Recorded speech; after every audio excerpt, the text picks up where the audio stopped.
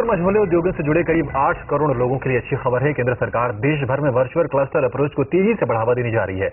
Virtual cluster के जरिए आप एक ही जगह अपने प्रोडक्ट की मार्केटिंग से लेकर बिक्री तक कर सकते हैं।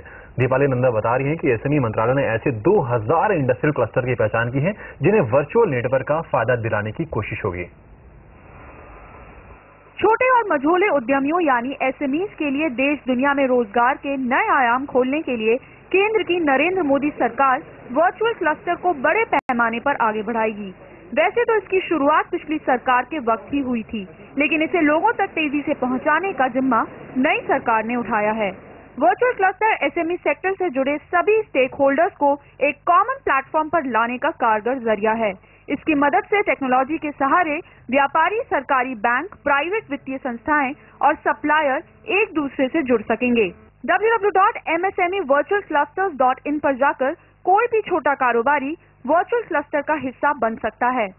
वर्चुअल क्लस्टर में जो कार्य हो रहा है बहुत अच्छा हो रहा है और मैं ये कह सकता हूं कि ये लगातार और बढ़ोतरी की तरफ जाएगा। इस सरकार के द्वारा इसको और प्रशिक्षित किया जाएगा, इसमें और क्या खामियां हैं इसको दूर करने का प्रयत्न किया जाएगा, अधिक से अधिक उसको प्रोत्साहन मिल सके ये व्यवस्था की जाएगी।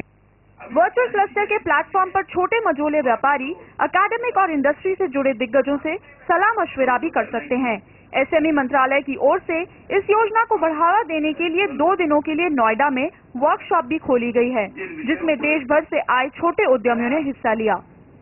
वो ज्यादा फायदा है, वो एक के एंटरप्रेन्योर डेवलपमेंट के लिए ये प्रोग्राम का ज्यादा फायदा है। बेसिकली मैं ये कहना चाहूँगा कि apart from bringing technology together we have to think in various different aspects also, like for example training the trainers is a very important area.